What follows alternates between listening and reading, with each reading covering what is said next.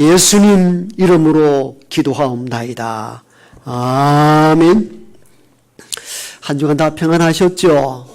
아침 저녁으로 입추가 지나서인지 조금 시원한 느낌이 듭니다마는 예전보다는 더 더운 여름날을 보내고 있습니다. 건강을 지키시고 여러분 범사 그리고 가정 안에 큰 하나님의 은혜가 충만하기를 축복합니다.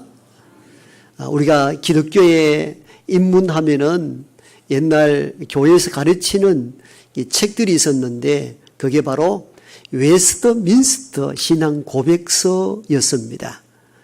웨스트민스터 신앙 고백서라는 것은 영국 웨스트민스터에서 이렇게 기독교의 중요한 교리를 다루어서 기독교인들에 가르치기 위하여 펴낸 그 신앙의 고백서들을 말하는데 거기에는 대요리 문답서, 소요리 문답서 이렇게 나누어져 있습니다.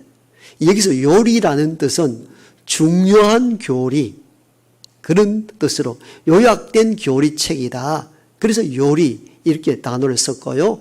대요리라는 것은 성직자용 교리책이었고 소요리는 평신도용 교리책을 일컬을 때 소요리 문답. 이 문답은 묻고 질문하고 그래서 처음 기독교로 접하는 분들이 기독교 교리가 어떠한가를 간단하게 질문하고 답하여서 신앙 교육화 시키기 위해서 만들어낸 고백서가 웨스트민스터 신앙 고백서입니다. 평신도용 소요리 문답의 제1번 질문을 여러분 기억하실 것입니다. 옛날에 대부분 이렇게 교회에서 배웠기 때문입니다. 소요리 문답의 1번 질문은 이렇죠. 사람의 죄일 되는 목적이 무엇입니까? 많이 들어보셨죠? 그 답은 이렇죠. 사람의 죄일 되는 목적은 하나님을 영화롭게 하며 그를 즐거워하는 것입니다. 아멘. 이게 평신도 소요리 문답 첫 번째 질문이었고 첫 번째 답변이었습니다. 소요리 문답식으로 묻습니다. 여러분 답해 주시면 고맙겠습니다. 사람의 죄일 되는 목적이 무엇입니까? 네, 하나님을 영화롭게 하고 그분을 즐겁게 하는 일입니다. 그것이 저와 여러분의 삶의 목적입니다. 제가 이것을 배웠을 때에 야, 얼마나 은혜가 되는가. 은혜가 되었으면 좋은데 가슴이 답답했습니다. 그리고 어렸지만도 교회에서 일방적으로 공부를 가르치고 배움을 입기는 했습니다만은 이게 참 진리구나. 이게 참 은혜구나. 참 인생의 참 삶의 목적을 내가 바로 찾았다. 그렇게 했으면은 참 좋았는데 가슴이 답답했습니다. 그리고 그런 질문이 나왔는데 내 속에만 가지고 있는 질문이었습니다. 목사님이나 전도사님이 가르치는데 뭐 이렇게 대꾸할 수는 없잖아요. 배운 대로 가르치고 가르침을 받았는데 답답했던 이유가 있습니다. 내 삶이 힘든데 내가 어려운데 먹고 살기도 귀찮은데 살아가기가 어려운 가운데 있는데 교회에 가면 이렇게 가르칩니다. 사람의 제일 되는 목적이 뭐냐? 그리고 우리에게 읽히고 답변하도록 합니다. 사람의 제일 되는 목적은 하나님을 영원롭게 하는 것이며 그분을 즐겁게 하는 것입니다.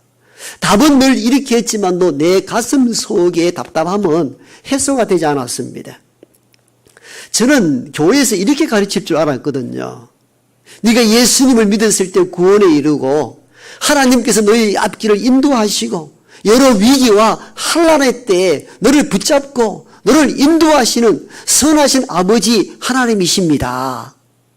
나 이걸 먼저 가르쳐 줄 줄 알았는데 소요리 문답의 일부는 제 생각과는 달랐습니다. 나는 지금 지치고 살아가면서 어려움이 있는데 교회만 가면 삶의 첫 번째 목적이 하나님을 영원롭게 하는 것이라는 겁니다.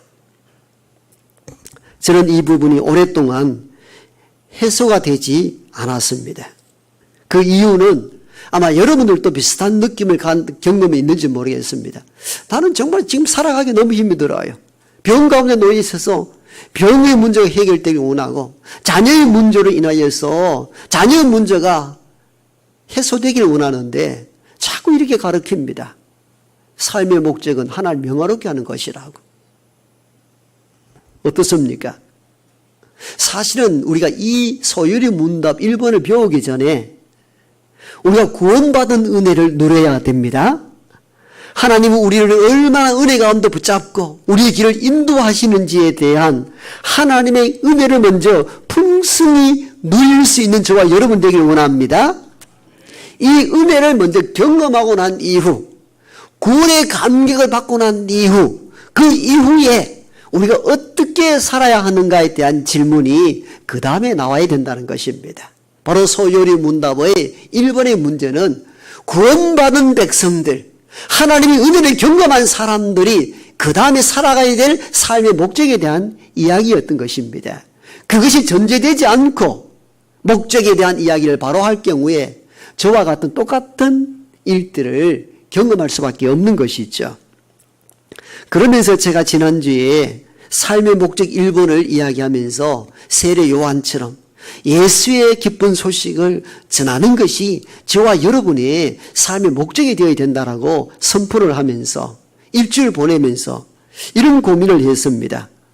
혹시 믿은 지 얼마 되지 않는 사람, 교회 출석한 지 얼마 되지 않냐는 새 신자들은 제 설교를 이해를 했을까? 이해했다 할지라도 마음으로 와 닿았을까 하는 고민이 들기 시작했습니다. 왜? 제 생각을 했기 때문입니다. 아직 구원의 경험이나 하나님의 은혜를 풍성히 누리지 못한 사람들에게 여러분의 삶의 목적은 예수의 복음을 전하는 것입니다라는 이 목적성을 선포했을 때에 과연 마음으로 와 닿았을까 하는 염려가 제가 사실은 컸습니다. 오늘 이 시간에 다시 재선포합니다. 삶의 목적을 이야기하기 전에 여러분 삶을 하나님께서 인도하시고 위기와 환난 가운데서 우리 구주 예수께서 구원해 주실 줄 믿습니다. 먼저는 구원의 은혜를 충분히 누려야 합니다.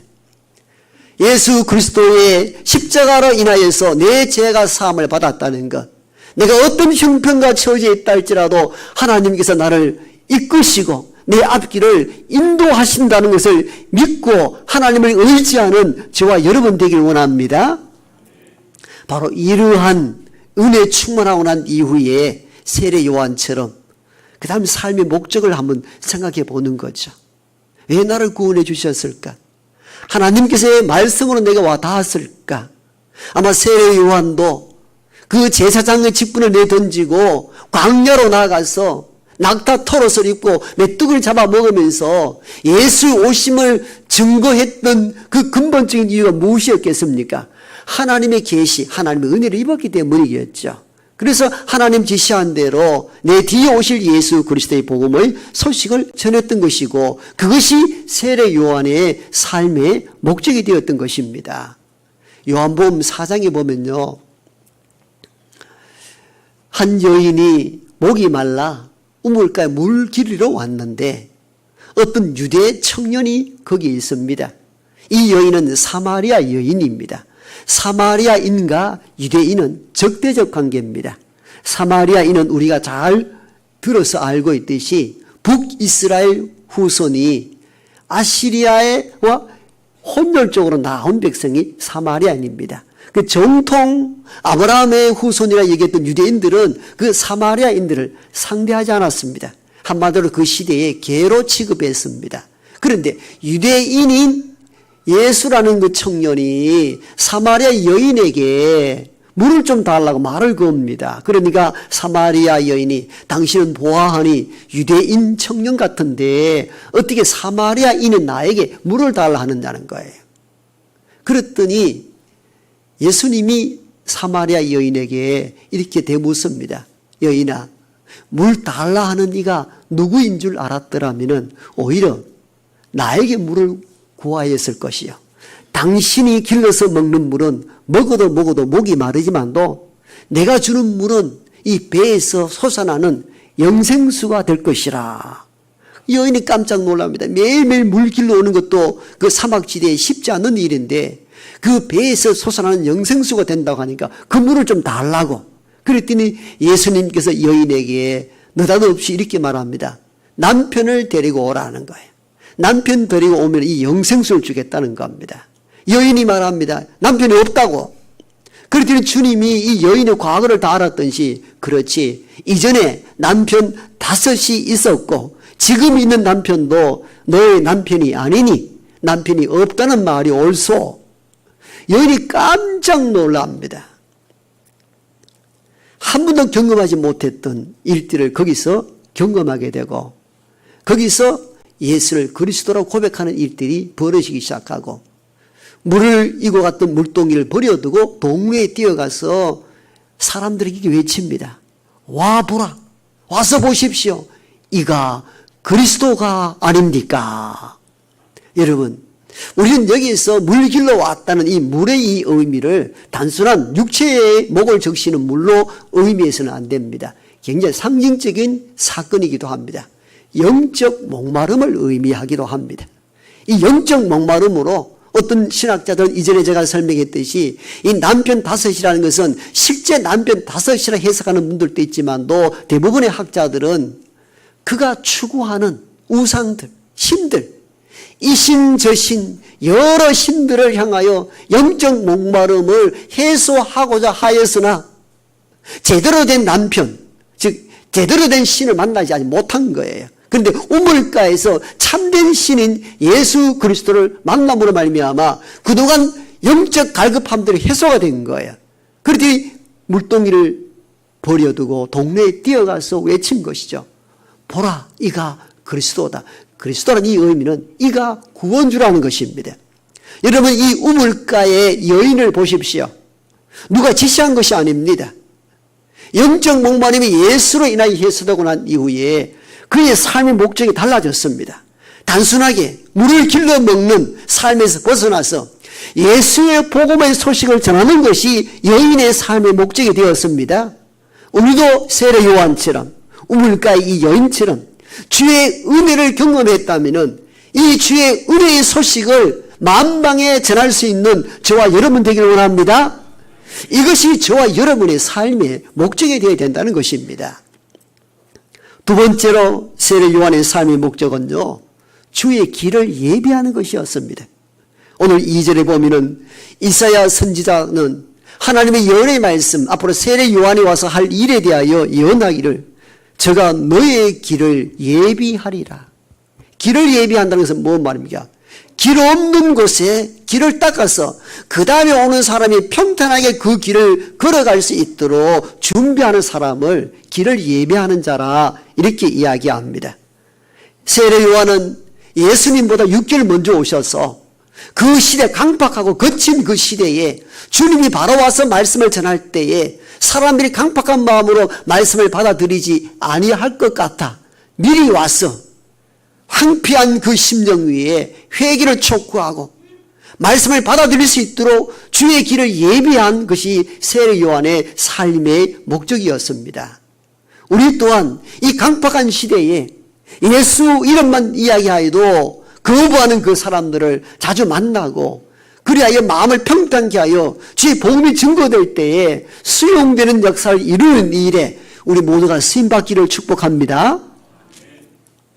눈이 많이 내리는 겨울날에는 이런 새벽에 일찍 일어나 누군가 길에 있는 눈을 치우면서 그 다음에 그 길을 다니고 길에 차가 다닐 수 있도록 하는 사람들이 있죠. 그런 사람들이 있기에 누군가 운전을 하고 누군가 그 길 위로 일터를 나가기도 합니다. 이렇게 예비된 길을 예비하는 사람은 그만큼 중요합니다. 오늘 우리가 여행길에 또 이 도시 저 마을로 다니다 보면은 한국의 길이 얼마나 잘 나 있는지요. 자, 감탄할 때가 있죠. 우리나라 최초의 고속도로는 경부고속도로인 줄 여러분 알죠. 고속도로가 언제 시작되었습니까? 자료를 찾아보니까 1968년도에 시작이 되었습니다. 그때 고속도로를 낸다고 하니까 그때 당시 정치권에서는 야당들 또 민간단체에서 다 상수를 들고 반대를 했습니다. 왜? 차도 없는 나라에 고속도로를 낸다. 말이 안 된다는 겁니다. 제가 일부 예배를 마치고 경부고속도로에 대한 자료를 더 찾아봤더니 1968년도에 우리나라 자동차 보유 대수가 몇 대인 줄 아세요? 8만 대. 수송구는 20만 대가 넘습니다. 수송구만 하더라도. 23년 지난해 우리나라 자동차 등록 대수가 몇 대인 줄 아세요? 2,600만 대입니다. 어마어마한 수치. 그 8만 대밖에 안 되었으니까 자동차 구경하기가 어려운 시대에 고속도로를 내겠다는 겁니다. 그러니까 반대할 수밖에 없죠. 차도 없는데 길을 낸다는 거예요. 그 이해가 됩니까? 그때 고 박정희 대통령은 독일에 갔습니다. 서독에 가서 경제 차관을 얻기 위해서 간 거죠.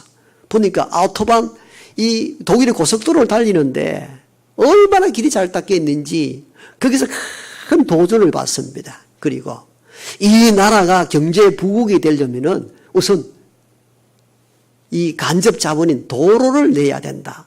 이 생각을 하고 와서 막 밀어붙인 거예요. 이게 경부고속도로의 출발점입니다. 자동차가 8만 대밖에 안 되는 그 시대에 고속도로를 내겠다니까 누가 찬성하겠습니까? 그러나 군사 힘으로 막 밀어붙인 거예요.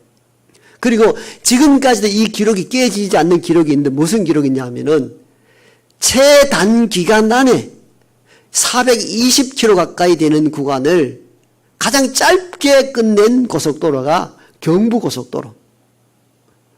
얼마만큼? 2년 5개월 만에 420km를 닦아냅니다. 68년 2월 1일 착공한 것이 70년 7월 7일에 개통을 했으니까 2년 5개월 6개월. 그러니까 어떤 현상이 일어났겠습니까? 장비는 없죠. 기술력이 모자라니까 오직 사람이 밤새도록 24시간 일을 해서 이 구간을 짧게 끝낸 것입니다. 그러다 보니까 어떤 일이 벌어졌겠습니까? 무수한 노동자가 명을 달리했습니다. 우리는 이 사건을 잊고 살아가죠. 1970년 7월 7일이 경부고속도로 개통일인데 왜 1970년 7월 7일입니까? 여기에 아주 의미 깊은 숫자가 담겨 있습니다. 7월 7일을 우리가 기억해야 합니다. 경부고속도로를 닦다가 죽은 노동자의 수가 77명입니다. 77명. 이런. 이 위령탑이 어디 있는가 하면은 김천지나 서울 올라갈 때 추풍령 그 휴게소에 뒤에 보면은 높이선 기념탑이 있고 한켠에 위령탑이 있는데 그 위령탑이 77인의 죽음을 기억하는 추모부이기도 합니다. 우리는 여행할 때에 많은 휴게소를 들립니다. 그래서 우리는 주로 이런 것만 SNS에 퍼다나르죠. 어느 휴게소는 곰탕이 맛있고 어디는 라면이 맛있고 다 맛집만 순례하잖아요. 그게 아니고 여러분 부모님이라면은 자녀들과 함께 여행할 때 어떤 휴게소에 들어가서 예를 들면 축풍령 휴게소 들어가면은 그 위령탑을 보여주면서 우리가 쉽게 운전하여 여행할 수 있는 이 길을 이 사람들 죽음으로 이 길을 예비했다는 것을 이렇게 산 교육을 좀 가르치면은 얼마나 좋겠습니까? 그냥 되어진 길이 어디 있습니까? 수없이 많은 죽음과 고난의 질고를 지고 길을 예비한 사람이 있었기에 오늘 수출대국이 된 줄로 믿습니다. 그때 인권이 무시되고 이런 여러 가지 복잡한 것도 있지만도 고속도로를 내어서 7, 80년대 경제부국 이루는 것은 틀림없는 현실적인 사건입니다. 그래서 우리가 길을 예비한다는 것, 길을 미리 준비한다는 것이 이름도 없이 빛도 없이 사라졌지만도 그 길을 달리고 수출대국을 이루고 여행할 수 있는 것은 길을 예비하는 사람들이 있었기 때문입니다. 여러분 세례 요한은 이전에 이 비밀을 깨닫고 주의 길을 예비하는 자, 이 험악한 시대에 강박하여 말씀을 들려주지 아니할 때에 미리 와서 마음을 부드럽게 하여서 예수의 복음이 증거되도록 만드는 거룩한 일에 세례 요한처럼 저와 여러분의 삶의 목적이 되기를 축복합니다. 마지막 세 번째로 세례 요한의 삶의 목적은요, 제3의 회개를 요청했다는 것입니다. 4절에 보면은 세례 요한이 광야에 이르러 제3을 받게 하는 회개의 세례를 전파하니, 세례 요한이 와서 살아가는 삶의 목적은 어떻게 하면 사람들이 회개하여 예수를 믿고 제3 받아 구원 얻을 수 있는가, 그것이 자기 삶의 목적이었습니다. 에스겔서에 보면요, 이렇게 기록되어 있습니다. 하나님이 에스겔에게 이렇게 말씀합니다. 너는 그들에게 말하라. 주 여호와의 말씀이니라. 나의 삶을 두고 맹세하노니 나는 악인이 죽는 것을 기뻐하지 아니하고 악인이 그의 길에서 돌이켜 떠나 사는 것을 기뻐하노라. 아멘. 하나님의 마음을 에스겔에게 전하는데, 에스겔아, 너를 박해하고 너를 죽이라는 악한 이들, 원망하거나 불평하거나 그들이 멸망당하기를 바라지 마라. 하나님의 마음을 네가 알았으면 좋겠다. 하나님의 마음은 네 마음과 같지 않다. 악인이 죽는 것을 원하는 것이 아니요, 그 길에서 떠나 사는 것을 원하노라. 이게 하나님의 마음이라는 것입니다. 우리는 이 세상에 악한 이들이 있을 때, 방송을 볼 때에 어떻게 말합니까? 우리나라는 왜 사형제도가 있는데 왜 안 죽이노? 그러잖아요. 저런 인간 죽여야 된다고, 사형해야 된다고. 그런 의부는 우리가 이해는 하지만도 하나님의 마음이 어떻다는 겁니까? 악인이 돌이켜 사는 것을 원한다는 겁니다. 왜 세례 요한이 회개의 제사함을 선포했을까요? 하나님의 마음을 알았기 때문입니다.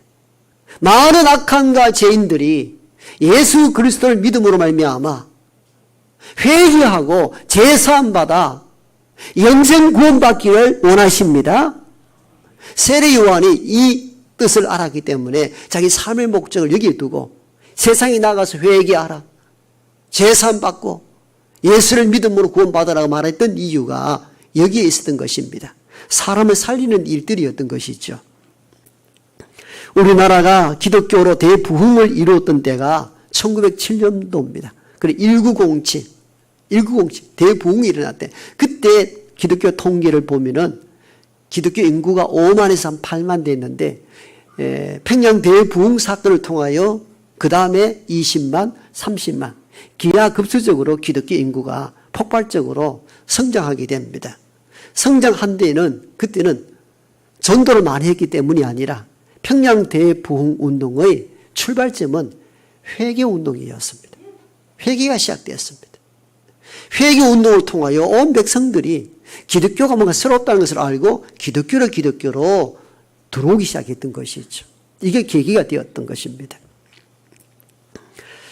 역사 자료에 보면 맥팔랜드라는 선교사가 집회를 인도하는, 그때는 사경리라 말했습니다. 부흥회를 하지 않았어. 사경리는 말 그대로 성경 읽고 기도하고, 성경 읽고 기도하고, 이걸 일주일 주 야로 하는 것이 당시 사경리였는데, 사경리를 인도하는 중에 맥팔랜드 선교사가 말씀을 읽고 조금 해석하고 난 뒤에 기도의 시간을 주는데 이렇게 선포합니다.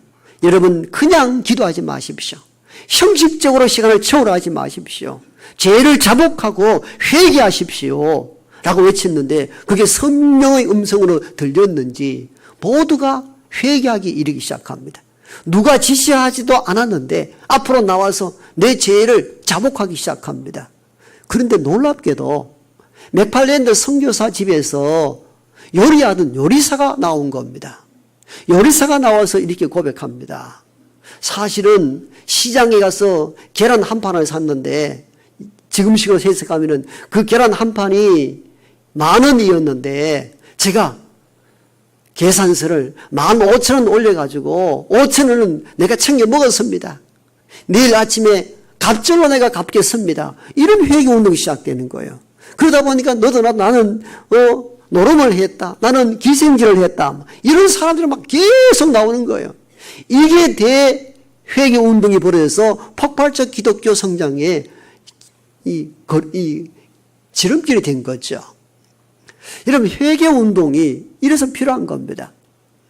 회개하고 예수 그리스도로 제3을 얻음으로 말미암아 모두가 구원받는 이 일이 세례 요한의 삶의 목적이었고 오늘 저와 여러분의 삶의 목적이 되기를 축복합니다. 여러분 삶의 목적이 무엇입니까? 가족들 건사하는 것, 애들 일 잘 풀리는 것, 그것도 참 소중합니다. 나쁜 것이 아닙니다. 가족이 건사하고 여러분 자녀들이 형통하여 부모의 기쁨이 되기를 축복합니다. 그러나 기독교인은 우리의 삶의 목적이 이 세상 사람들과 똑같은 범위에서 머물러 있어서는 안 된다는 겁니다. 한 계단 좀 뛰어넘어서 이 가족이 건사하고 자녀를 형통할 뿐만 아니라 죽어가는 많은 사람들에게 예수의 복음을 전하고 제 사함을 얻게는 회개를 요청하여 구원에 이르게 하는 것, 이것보다 더 귀한 일이 어디에 있습니까? 여러분 내 자녀 잘 되고 가정이 건사하는 것도 참 축복된 일이지만도 죽어가는 한 영혼이 우리가 전하는 예수의 복음을 통하여 새로운 구원의 길로 접어든다면 이보다 더 보람된 삶이 어디에 있습니까? 저와 여러분의 삶이 세례 요한처럼 그러한 삶이 되기를 축복합니다. 아버지 하나님,